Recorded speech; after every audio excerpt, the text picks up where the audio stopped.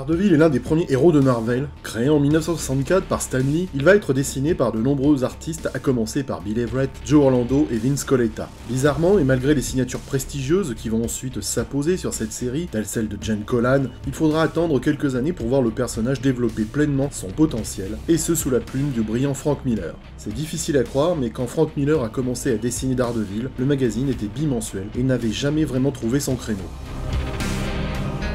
L'Homme sans peur n'a pas été le premier à porter le nom de Daredevil. Avant lui, en 1940, Bart Hill est la première mouture apparue dans Master of Courage, magazine de 8 pages écrit par Don Rico et dessiné par Jack Binder pour le Silver Streak Comics 6. Le héros était muet, il lançait un boomerang et il portait un costume rouge et bleu. Lorsque Stan Lee imagine son Daredevil plus de 10 ans après la disparition du premier, il pense plutôt à un aveugle vêtu d'une tenue voyante rouge et jaune et portant une matraque. Il s'est inspiré du personnage de Captain Duncan MacLean, un détective créé par le romancier Bernard H. Kendricks dans The Last Express en 1937. La spécificité de ce nouveau Daredevil réside dans une acuité de ses sens beaucoup plus grande que chez une personne possédant la vue. Si Daredevil avait été perçu, lors de son lancement, comme irrespectueux pour les aveugles, Stan Lee s'était engagé à tout annuler, mais fort heureusement ce ne fut pas le cas. Il faut savoir d'ailleurs qu'à plusieurs reprises, lors de sa publication, le titre a été publié en braille. Stan Lee a donc créé le premier super-héros dénué de super-pouvoirs, et son originalité est double dans ses capacités et sa double vie. La dualité entre sa profession d'avocat chargé de faire appliquer la loi et ses occupations de justicier masqué, et donc en marge de cette même loi, offre au personnage une dimension supplémentaire.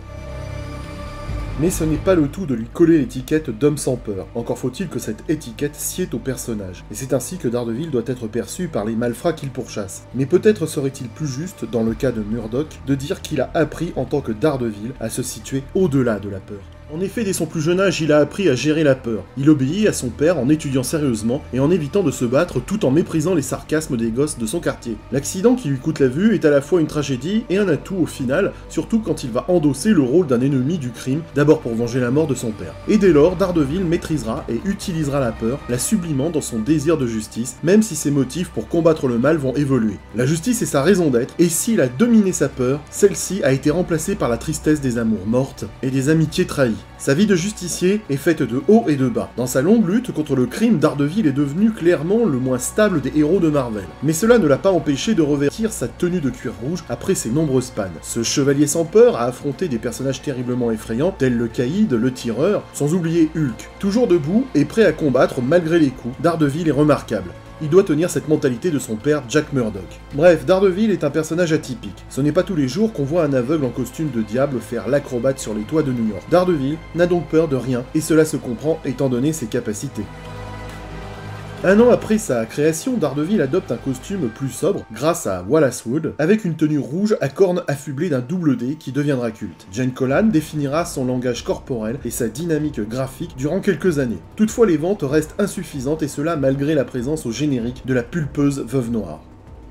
Frank Miller commence sa collaboration à Daredevil dans le Daredevil 158. Avec lui, le récit acquiert la qualité d'un film noir et modifie l'orientation du titre, lui donnant à une autre dimension. Ce premier numéro, comme dessinateur, est publié en France dans le Strange 155 de novembre 1982. Daredevil a été le premier titre dans lequel Frank Miller a vraiment pu s'exprimer. Il s'est chargé du titre et il a tout changé. Dans le numéro 168 de janvier 1981, Miller donne une nouvelle direction au titre en introduisant la criminelle Elektra, l'un des rares personnages récents de Marvel à avoir accédé à la popularité. Notez l'orthographe erronée d'Elektra dans ce premier récit. De même, le scénario est nettement amélioré et l'excellence de sa contribution à Daredevil doit aussi beaucoup à l'encreur Klaus Janson qui a crayonné pour Miller. Avec le numéro 168, Miller a donc endossé la double casquette d'écrivain et de dessinateur. Les ventes ont augmenté si rapidement que Marvel a recommencé à publier Daredevil tous les mois plutôt que 2 fois par mois. Bien que toujours conforme au style des bandes dessinées traditionnelles, Miller a infusé son premier numéro de Daredevil avec son propre style de film noir. Il a esquissé les toits de New York dans le but de donner à son art une sensation authentique qui n'était pas communément vue dans les bandes dessinées des super-héros de l'époque. Le New York de Daredevil est devenu plus sombre et plus dangereux que le New York de Spider-Man. La ville est devenue autant un personnage que l'ombre du combattant du crime. Les histoires ont souvent eu lieu au niveau des toits, avec des châteaux d'eau, des tuyaux et des cheminées qui s'avancent pour créer une ligne d'horizon qui rappelle les bords dramatiques et les ombres dans l'expressionnisme allemand. Miller avait déclaré qu'il s'opposait, à l'époque, au naturalisme dans la bande dessinée. Il était inutile, pour lui, d'apporter une réalité superficielle aux super-héros. Le fantasme qu'il représentait était plus parlant qu'une trop fidèle retranscription de la réalité. Miller, c'est aussi un sens du découpage des scènes qui est très cinématographique, et en particulier dans Daredevil.